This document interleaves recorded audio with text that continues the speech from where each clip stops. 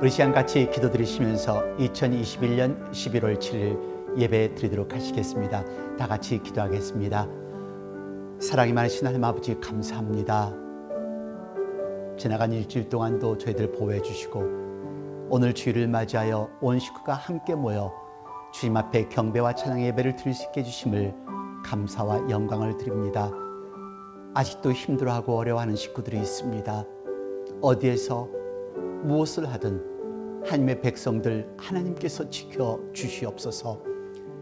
예배를 홀로 영광 받아주시고 예배의 시종을 주님께서 주관하여 주시옵소서. 예수 그리스도 이름 받들어 감사드리며 간절히 바라옵고 기도드렸습니다. 아멘. 오늘 하나님의 말씀은 골로새서 2장 6절로 7절까지의 말씀 되겠습니다. 같이 봉독하겠습니다. 그러므로 너희가 그리스도 예수를 주로 받았으니 그 안에서 행하되 그 안에 뿌리를 박으며 세움을 입어 교훈을 받은 대로 믿음에 굳게 서서 감사함을 넘치게 하라. 아멘. 11월입니다. 오늘 1시간 더 주무시니까 좋으세요? 네. 미디어에서 얘기할 때는 1시간이 바뀌고 또 1시간이 줄이고 늘리고 하는 것이 건강상으로는 안 좋다고 하는데요. 하지만 1시간 더 자니까 좋긴 좋죠. 네, 여름에 1시간이 줄어드니까 문제지만요. 이제 일광절약 시간도 끝나고 이제 본격적인 가을에 접어들었습니다. 짙어가는 단풍에 잠시 마음을 쉬어보십시오. 한국에서는 위드 코로나에 대한 정책으로 정상적인 일상생활에 대한 기대가 큰 듯한데요. 하지만 걱정 반, 기대 반입니다. 아직 성급하지 않나라는 생각을 해보게 되는데요. 그 이유는 바로 지난 11월 1일자로 전 세계 코로나 사망자가 500만 명을 넘어선 것입니다. 사실 이제는 이런 뉴스를 들어도 사람들이 무감각해져 가는 것 같다는 생각도 듭니다. 여러분, 지난 많은 시간을 잘 참아오셨으니까 조금만 더 참고 견디십시오. 항상 마스크 착용하시고 조금만 더 조심하시기를 바랍니다. 저는 지난주 몇몇 의사분들하고 대화를 나눌 기회가 있었는데요. 다 미국 분들이십니다.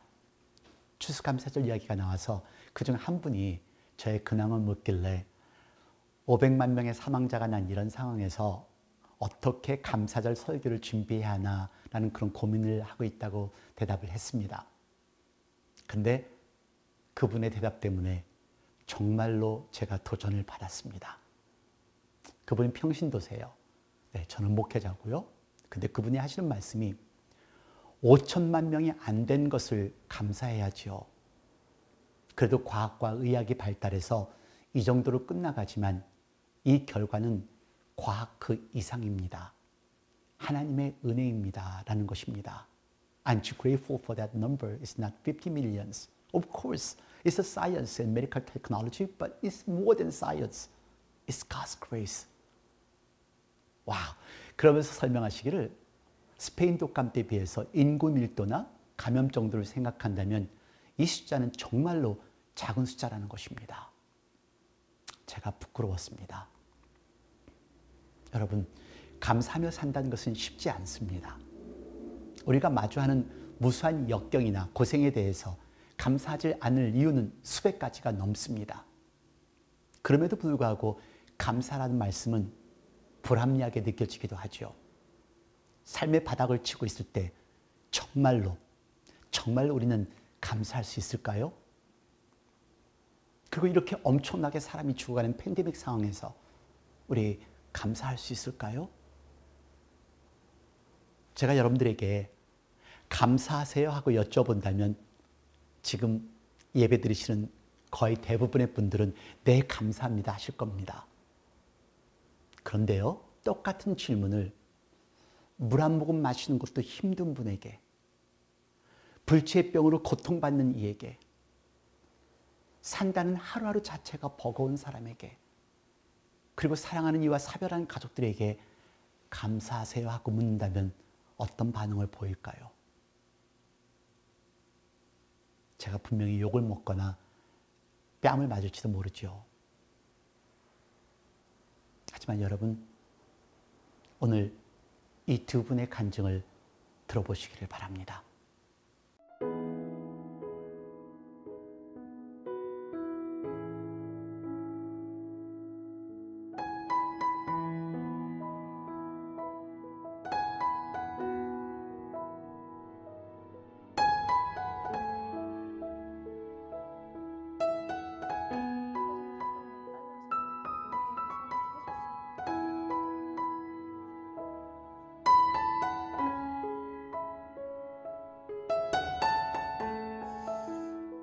이게 어떻게 되나?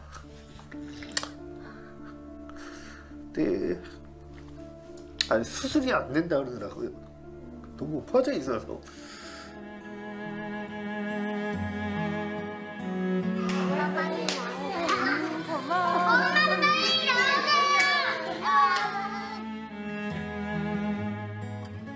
지친 모습이고 얼굴이 뭔가 슬픈 모습, 뭐 피곤한 모습 이런 모습이었어요.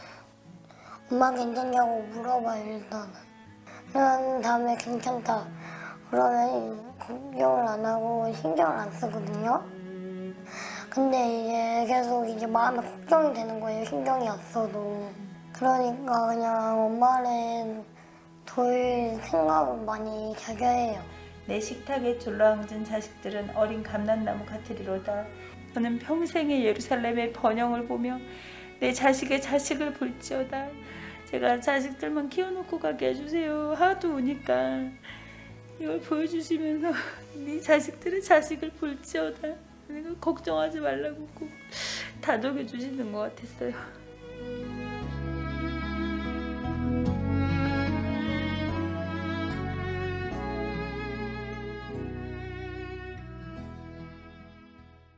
저한테 하나님의 그 큰 명을 딱 주신과 동시에 그게 터닝 포인트가 됐어요.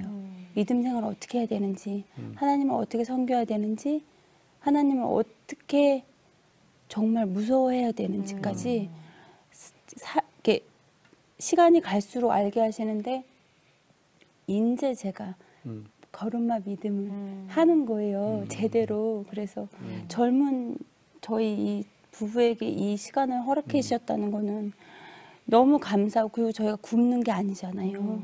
힘들지만 굶진 않잖아요. 돈 꾸러 다니진 않잖아요.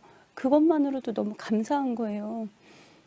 그래서 둘이 맹세했어요. 돈 버느라 절대 하나님을 멀리하면 안 된다. 맹세했어요. 살면서 어려운 사람 돕는 일에 치중하자. 우리가 힘든 걸 겪었던 것처럼 아픈 사람들한테 바람막이가 되자. 둘이 그렇게. 정말 두 분 훌륭하시다. 정말 예, 저희가 또 반성을 많이 하게 되네요. 가족 전체가 그냥 아주 작은 것도 감사하면서 사는 그 시간을 평생 가졌으면 좋겠어요. 하늘나라 가는 시간까지. 부자가 됐다고 해서, 높은 위치가 됐다고 해서 다시 교만해지고 그걸 놔버리는 게 아니라 어떤 위치에 가더라도 지금 어려울 때 그 감사를 항상 가슴에 새기고 사는 저희 모든 가족이 됐으면 좋겠어요. 예, 아멘. 우리 정 집사님. 저도 와이프하고 같은 생각입니다. 항상 식구들도 챙겼고 항상 옆에 있고 남을 도우면서 살고 항상 하나님께 감사하는 마음으로 바라는 마음보다 항상 감사하는 마음으로 사는 게 와이프처럼. 예. 가정이 늘 행복한 게 최우선이라고 생각합니다. 의사들의 이야기로는 이수연 집사님은 올해를 넘길 수 없다고 합니다. 얼마를 살지도 모릅니다. 이런 상황에서 감사가 될까요? 얼마를 살지도 모르는데 이 엄청난 고통을 겪고 있으면서도 이렇게 감사하면서 사랑을 베풀 수 있다, 그렇게 이야기할 수 있을까요?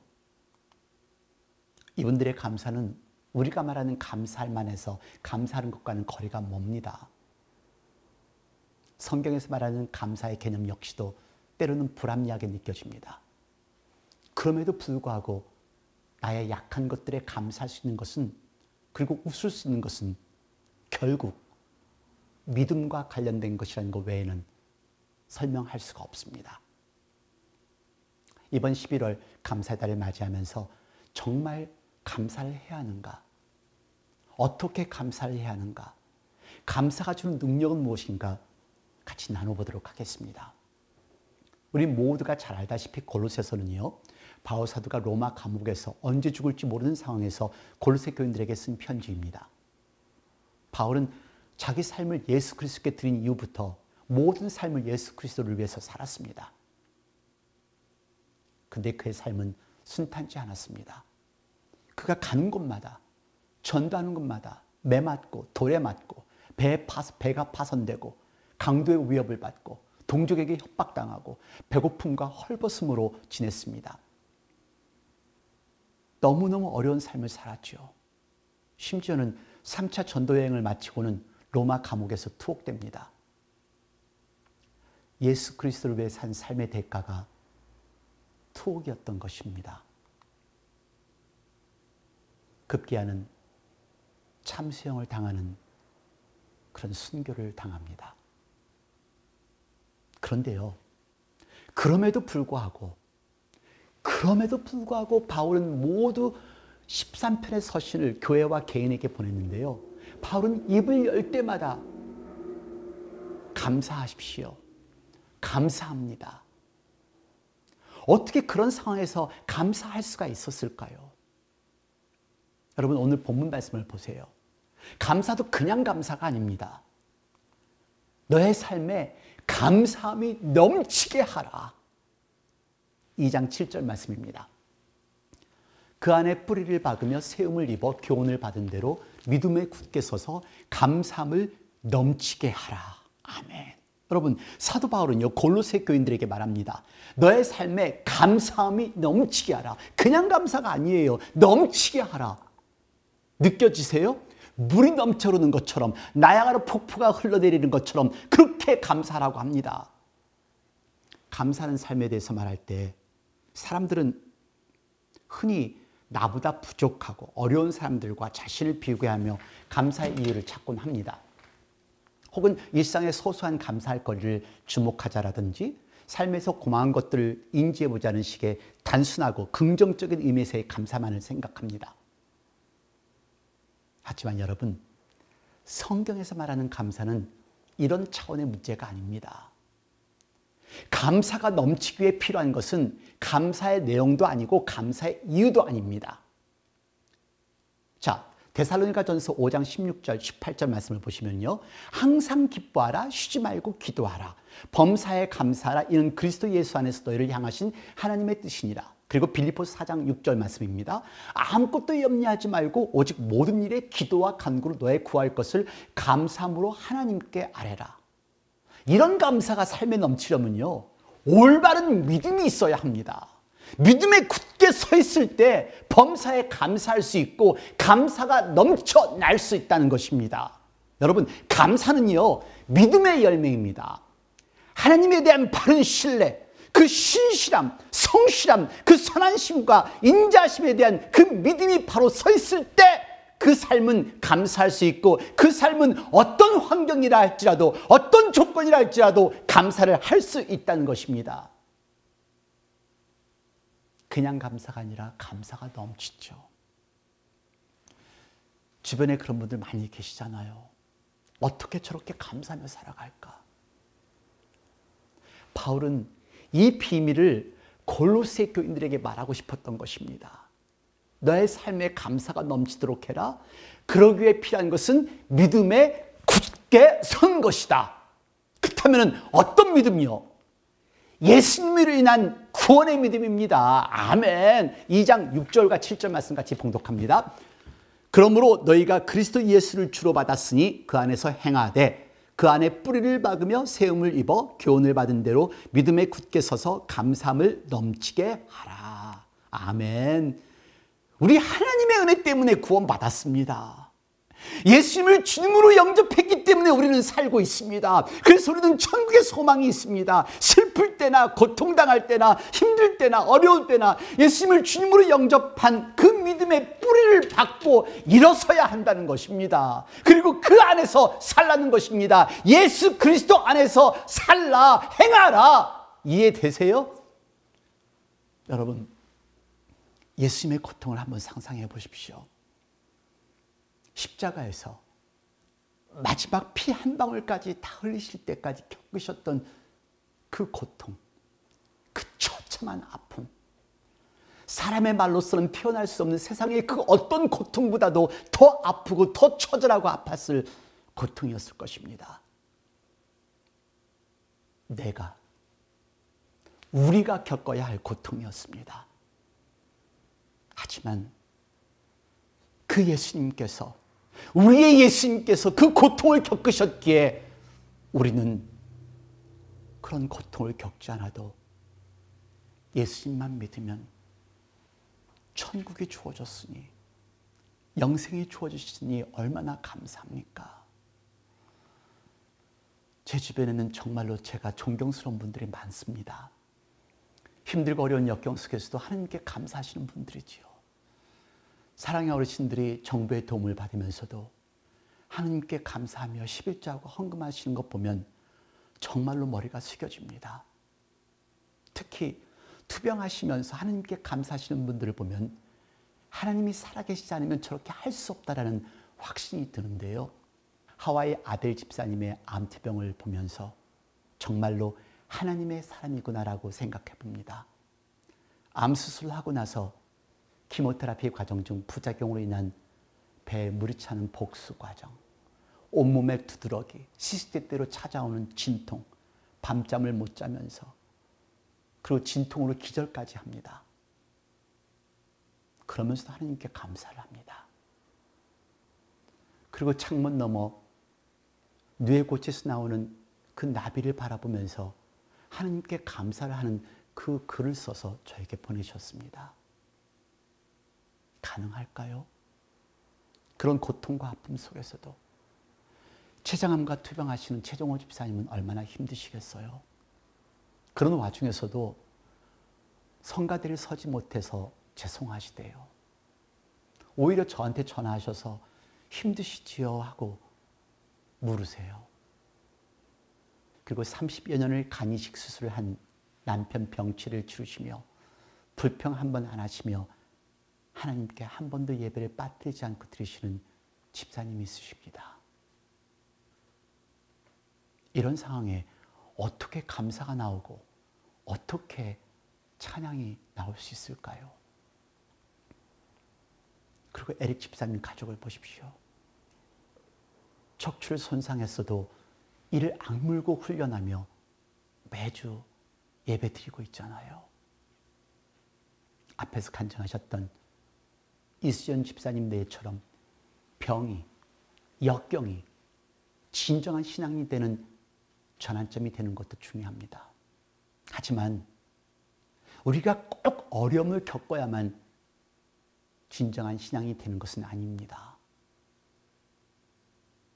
지금 편안할 때 예수님을 영접했으면, 진정으로 예수님을 나의 주님으로 영접했다면 그 하나님 안에서 견고하게 섰을 때 그때 감사할 수 있지 않을까요? 지금 감사하며 살면 어떨까요? 지금 힘들고 어렵다면 지금 감사를 선택하십시오. 예수님이 있기 때문에, 예수님이 그들의 삶에 있기 때문에 감사를 드릴 수 있고 투병할 수 있는 용기가 있는 것이겠지요. 지난 11월 1일 뉴욕 포스트에 실린 기사입니다. 이분은 미국 내 마지막 남은 인공심장 철폐 속에서 사시는 현재 나이 74살 폴 알렉산더입니다. 인공호흡기 역할을 하는 거대한 통 안에서 68년째 사는 폴 알렉산더의 삶은 많은 사람들에게 도전을 주는데요. 우리 같이 보시겠습니다. My name is Paul Alexander, but they call me the man of the iron lung.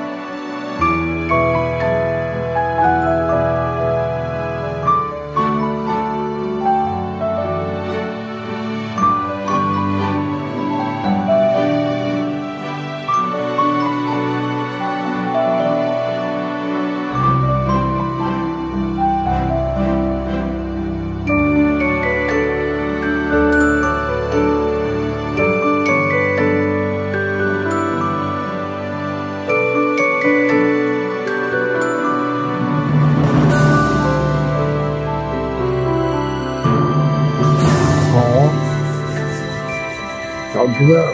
I feel like if I continue, it is in the best interest of everyone. Period.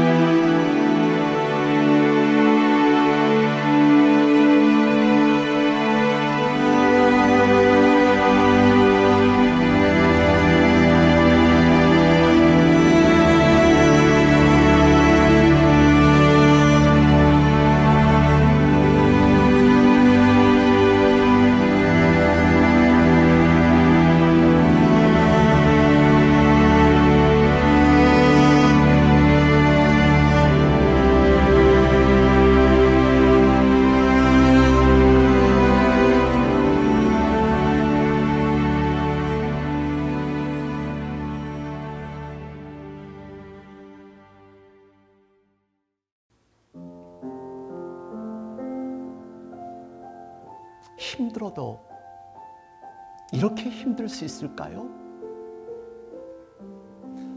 이런 상황에도 포기하지 않고 도전할 수 있을까요? 이런 상황에서도 하나님께 감사할 수 있을까요? 이분은 이런 상황에서 성경을 읽습니다. 그리고 하나님을 의지합니다. 예수님이 없다면, 하나님이 없다면 이분이 이렇게 도전할 수 있을까요? 감사가 없으면 삶은 불평과 원망으로 가득 찰 수밖에 없습니다. 감사가 없으면 삶은 미움과 증오로 가득 찰 수밖에 없습니다. 감사가 없으면 삶은 포기와 좌절밖에 없습니다. 금방 동영상에서 본 것처럼 그가 쓴 책 3 Minutes for a Dog 34페이지에 이런 문구가 있습니다. 어떻게 사망 선고를 받고서도 다시 살아났는지 알고 싶지만 저는 몰라요. 그러나 이것은 오로지 하나님의 은혜라고 말하고 싶어요. 하나님의 은혜를 알 때 우리는 감사할 수 있습니다. 호흡도, 생명도, 가족도, 지금 이 시간 이 예배를 드릴 수 있는 것도 감사할 수 있습니다. 지금 감사하라고요? 네, 지금 감사하십시오. 지금 당신이 호흡할 때, 당신의 손을 움직일 수 있을 때, 당신의 입으로, 손으로, 마음으로 감사를 드리십시오. 지금 감사하십시오. 기도하겠습니다. 하나님 아버지, 많은 순간들을 살아가면서 하나님의 은혜와 하나님의 사랑과 축복을 잊고 살아갑니다. 내가 지금 이 순간 호흡하고 있다는 것도, 생명이 있는 것도, 사랑하는 식구들이 옆에 있는 것도 하나님의 은혜인 것을, 그 은혜를 잊고 불평하며 원망하며 삶을 살아갈 때가 있습니다. 하나님, 다시 한번 제 마음의 믿음을 되새겨 봅니다. 우리 주 예수 그리스도가 나의 주님이라는 것을 다시 한번 확신합니다. 지금 이 시간 우리 주 예수 그리스도의 은혜와 아버지 하나님의 놀라우신 사랑과 성령의 무한하신 교통하심이 이제 하나님의 말씀을 가지고 감사하기를 결심하는 당신의 귀한 사랑하는 아들, 딸 머리 위에, 가정 위에, 직장 위에, 저들의 몸된 교회와 저들이 살고 있는 나라들과 지금도 환자들 돌보는 모든 의료진들과 전 세계 곳곳에서 하나님의 말씀을 전하고 있는 목사님과 선교사님들, 자유와 평화를 위해 싸우고 있는 미국 병사들 머리 위에 영원토록 함께 하시옵소서. 아멘.